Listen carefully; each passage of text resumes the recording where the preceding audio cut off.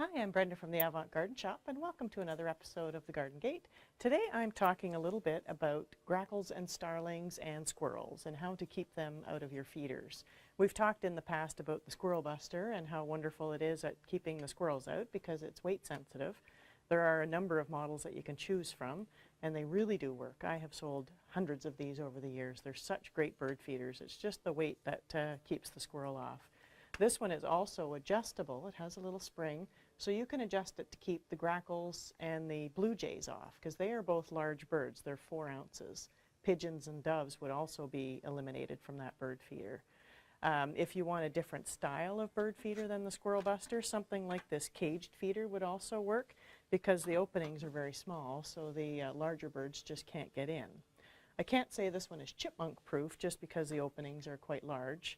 The chipmunk can fit in there, but if you really hate those grackles and starlings, then, or at least the grackles wouldn't be able to fit in this one, and the blue jay and the squirrel. So that's another feeder that you can get. I also have these type of cages available separately, so if you have a feeder that you like already, you can purchase the cage on its own. A little different style, but you can purchase the cage on its own and keep the larger guys out. The nice thing about this one as well, this cage, is that there's no base on the bottom. So any of the seed that does get stuck in the bottom that drops out of the feeder, the squirrel can't sit on the edge of it, or the grackle can't sit on the edge and just reach his head in to get the seed. So all of the seed falls out the bottom. When we come back in the next segment, I'll talk a little bit about a couple other things and some bird seed that the squirrels, grackles, and starlings don't like. So I hope you'll join me then. Welcome back to the Garden Gate. We were talking earlier about eliminating grackles, starlings, and squirrels from your bird feeders because they are very annoying sometimes. So we talked about some caged feeders, the weight-sensitive feeder. This is a finch feeder, and it has really tiny holes, so the larger birds can't get their beaks into that. This one is a really hard plastic, so the squirrels can't chew it. This one's actually guaranteed for life, so the squirrels, if they did ever chew it, you could get a replacement tube, which is great.